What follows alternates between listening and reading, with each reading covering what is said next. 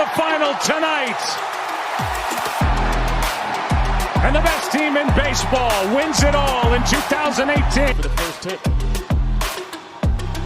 Rutschman into right field. Down the line. A fair ball.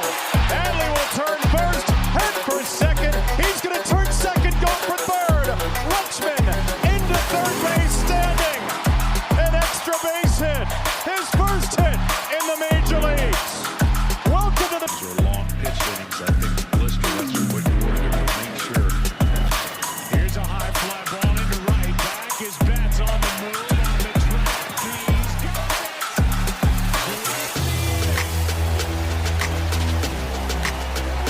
What a catch by Mookie Betts.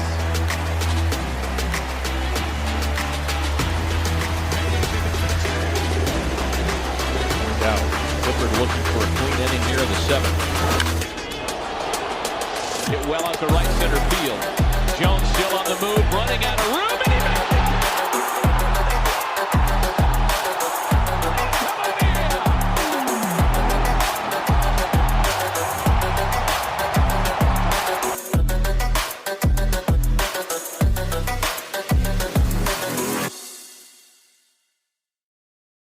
Hello everyone and welcome back to Beyond the Ballpark. As always, I'm your host Patrick Moran. No Brendan with me today. So he's taking a little vacation in Maine. So good for him. You know, he's been working hard on the podcast. But today I'm going to bring you some of my award predictions. I will not be going over every single nook and cranny award, but I'll be going over some, main ones. I'll be going over comeback player of the year, managers of the year, rookie of the year, MVPs, and Cy Youngs, and things like that. But before we hop into today's episode, I would like to congratulate Albert Pujols on 700 career home runs. That is an incredible feat. Did not do that on steroids as well, which, prevents me from liking Barry Bonds. But Albert Pujols, that is such an incredible accomplishment, and I congratulate him. And as the Cardinals pretty much go into the playoffs, as of right now, they probably got that division all wrapped up. But congratulations to him. As always, we should clap it up on the podcast. That is an incredible accomplishment. Only 4 players, including Pujols, have ever accomplished that in their entire career. Babe Ruth, Hank Aaron, and Barry Bonds are the 3 others to do it. And Albert Pujols is in elite company now. But yeah, just wanted to start this episode off by saying congratulations to him on that incredible feat. You're not going to see many guys do that. And I know I'm just kind of repeating myself now, but... just congratulations. That's all I needed to say. And with that, let's get into the episode. So, let's start off with a more interesting award, Comeback Player of the Year. Obviously, Trey Mancini and Buster Posey, both reigning Comeback Player of the Year award winners. Trey Mancini came back from colon cancer in 2021 and had a really stellar season with the Baltimore Orioles. Obviously, he got traded to the Houston Astros this year, but he had a stellar performance last year for a pretty horrible Orioles team, and he got that award. Buster Posey took the 2020 COVID year off due to, concerns for the pandemic, but he came back in 2021 and had a career season, arguably, and then he retired kind of out of nowhere, but those guys will not be winning it today. In the National League, I have Ronald Acuna Jr. winning it. He had that ACL tear, I believe, last year in July, and, he got knocked out for the rest of the year, and he was not able to be on that run made by the World Series winning Atlanta Braves, which was really sad because he could have been so good in those spots. But he's having a really nice year. In 433 at bats, he has a 270 average, 13 homers, 46 RBIs, 28 stolen bags, 772 OPS. Again, this is not the Ronald Acuna we're used to, but he's got to get back in the game. Because on April 28th, he was able to come back this year, and he's made a really nice year. So great year from Ronald Acuna Jr. and I got him winning the NL Comeback Player of the Year. And now for the AL Comeback Player of the Year, I have Justin Verlander. He came back from pretty much missing all of last year. I believe he had Tommy John surgery, but he has had an unbelievable season, arguably a Cy Young season He started 26 games. He's gone 17-4, 1.82 ERA, 163 innings, 167 strikeouts, and a .84 WHIP. He's been able to handle a massive workload for the Houston Astros and their pitching staff, which is pretty deep. I mean, they've been running with a 6-man rotation for a while now, and Justin Verlander is right at the top of it. He has had an unbelievable season after having Tommy John, which is one of the hardest things to come back from in terms of, injuries and recovery and rehabbing and everything like that. But Justin Verlander, not only could he win this award, he could honestly win one of the most prominent awards, the Cy Young, and I'll go over that later in this episode, but you just got to hang tight for that. But Justin Verlander, right now I have winning AL Comeback Player of the Year. And now we have the Managers of the Year. In the AL, I'm going to play some bias. I'm going to go Brandon Hyde. I mean, who saw the Orioles having a potential winning season, and who saw the Orioles competing for a wild card spot? Absolutely nobody. Not even me. I thought the Orioles were kind of going to try out their rookies, see what they had, and then try and compel themselves next year. But they have shocked everybody. They have been in the mix of this wild card race. While their chances are dimming, you have to give them credit for being in it this long. Ever since they went on that 10-game winning streak, they've just been making trouble. And a lot of that has to be credited to Brandon Hyde. I mean, based on what I've seen in game, I've liked a lot of the moves he's made. He's been able to make substitutions, using Ryan McKenna off the bench normally, and late in ball games when you need that good defense out in the outfield. Ryan McKenna's been able to play every single outfield position pretty much, which is great value, and the fact that he's really fast also helps. You have Adley Rutschman, Gunnar Henderson, and Terrin Vavra, some really young guys who've been able to step up for this Orioles team. Adley just has had the team on his back this year with great plate discipline, great power, great hit tool. I mean, Adley Rutschman is a complete catcher, already turning into one of the best catchers in baseball, and possibly one of the best catchers we may ever see in our generation. But that, we gotta see what he's going to do in these next couple years. So I'm gonna pace myself on that. And Gunnar Henderson has been, a firecracker right out of the gate. He's just been fantastic, and he's been a lot of fun to watch. Terrin Vavra is consistently making contact. He's been able to hit for average. He has not hit that first career home run yet, but I think he's able to balance out that lineup and getting on base and at a really good clip. And I like Terrin Vavra a lot, and what he's doing this year in that small sample that he's come up is, I think, pretty good. And I think there is a little bit of value in him. Maybe there isn't the most value in him, but I think that he is a good piece for this Orioles team to have. We've also gotten a great performance out of Anthony Santander, who has been a huge power threat, one of the more underrated bats in baseball. And a lot of the pitching has been really able to step up. The bullpen has been lights out. Felix Bautista, Cino Perez, Brian Baker, Dylan Tate. We've had a lot of guys come out of there and shove work. Joey Crable as well. A lot of our guys have just been able to save the rotation whenever we need it. And then the starting rotation, like Jordan Lyles has taken over as the ace. Well, he may be not the best, but he's been able to eat innings consistently. He normally goes out there for 5-6 innings a game, with giving up a minimal amount of runs. Felix Bautista has been amazing as well. The bullpen, Kyle Bradish, Dean Kramer behind Jordan Lyles, Austin Vogt, Spencer Watkins, Tyler Wells when he pitched. All those guys have been fantastic. And I've also almost forgot Keegan Aiken, nice left-handed arm in the bullpen, as well as D.L. Hall, who's shown flashes of brilliance both on the rotation and in the bullpen. But Brandon Hyde has been able to get a lot out of his players. Maybe not the most, but certainly a decent chunk. And I think he deserves to get this award. But I do think that it's going to hurt him, that he is not going to make the playoffs probably.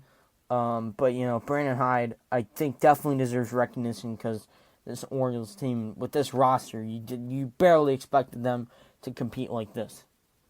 And then for the National League Manager of the Year, I'm going to go with Buck Showalter. The Mets didn't pull Mets this year and falling off in the second half. And I think some credit is due to my guy Buck Showalter. He's got a good lineup. Pete Alonso, Jeff McNeil, Francisco Lindor have all been good.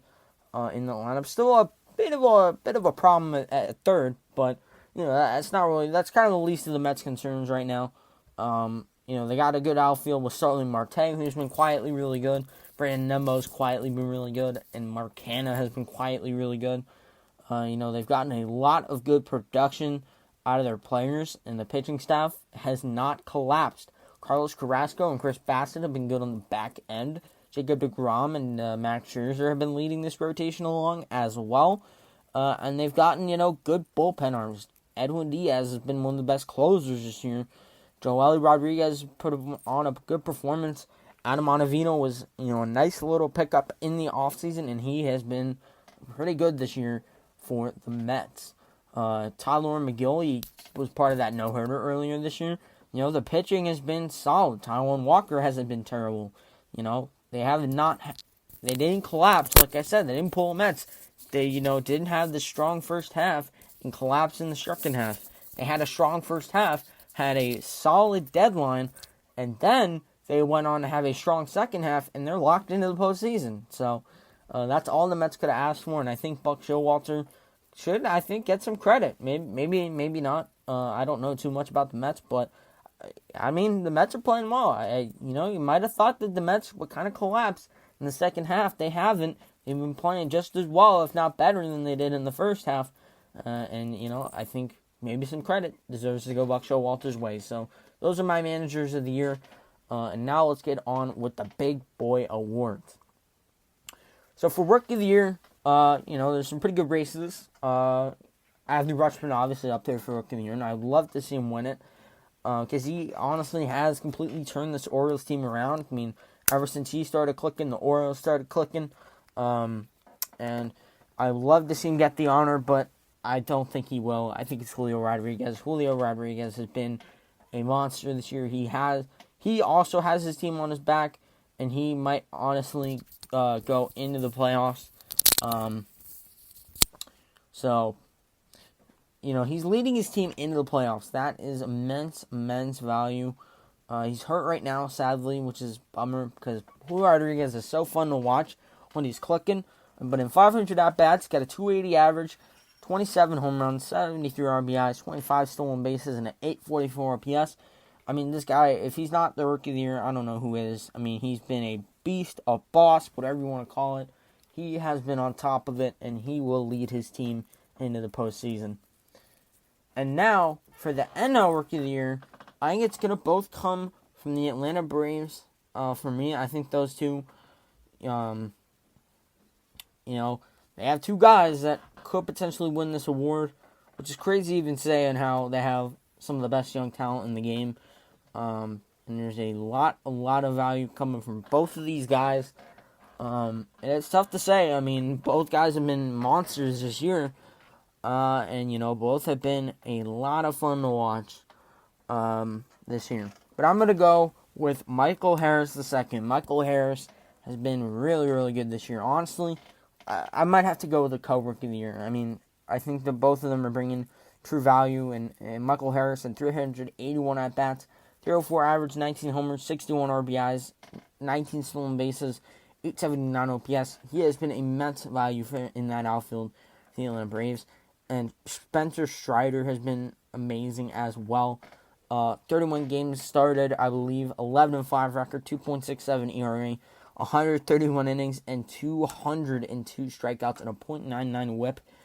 Both those guys have just brought immense value to their team on both sides of the baseball, and I absolutely love it. And, I think those guys, for me, are going to be the co-Rookie of the Year because they just bring so much value in their own way. It's just hard to pick one guy. And then we move on to the Cy Young. Cy Young races are pretty good. Obviously, I mentioned Justin Verlander earlier, one of the Cy Young candidates so far. But I think for me in the American League, a little sneaky candidate, I'm going to go with Dylan Cease. I think Dylan Cease has been really, really good this year for the Chicago White Sox. Excuse me. The White Sox have been a real disappointment, and they have not been fun to watch. But the fact that Dylan Cease did not make the All-Star team is blasphemy. That is criminal. That is just sad. It shows how idiotic our fans can be at some points. Dylan Cease has just been having an unbelievable year. This is kind of reminiscent on how Bryce Harper didn't make the All-Star team last year, yet he got the MVP. I think Dylan Cease is going to do that this year. 31 games, 14-7 record, 2.06 ERA, 179 innings, 222 strikeouts, and 1.09 WHIP. I think Dylan Cease's value has just been so immense for this White Sox team, and he's part of why it's exciting, even though they've just kind of been playing underwhelming baseball. And I think he's got the Cy Young. And then the National League, I think it's a really good. I think it's kind of one and clear, obvious choice. I think if you pick against this guy, you're just wrong. I think it's Sandy Alcantara. Sandy Alcantara has really been a horse this year. 31 games, 14-8 record, 2.32 ERA, 220 and 2/3 innings, 199 strikeouts, and a .99 WHIP. I mean, Sandy Alcantara has been a beast. He's had multiple complete games, and he has had some of the most immense value you may ever see out of a pitcher. He literally gives the Marlins a chance to win every single day by going 6 or 7 innings. Sandy Alcantara has been awesome. So those are my Cy Young winners, Dylan Cease and Sandy Alcantara. And finally, for the biggest award for the MVP in the American League, I'm going to go with Shohei Ohtani. I think he's got it back-to-back. I know Aaron Judge. I know that's going to come up. But I think Shohei Ohtani, the fact that he is pitching and hitting is insane. That's just, how do you compete with that? Like, that is so immensely valuable that is just insane. That's insane. How do you do that? Like, that's all amazing. Like, 26 games started for him, 14-8 record, 2.47 ERA, 153 innings, 203 strikeouts, and a 1.07 WHIP. I mean, that's how do you do that? And then on the hitting side, 547 at bats, 271 average, 34 home runs, 92 RBIs, and 11 stolen bases, and an 887 OPS. I mean, come on now. How does that work? How does that work?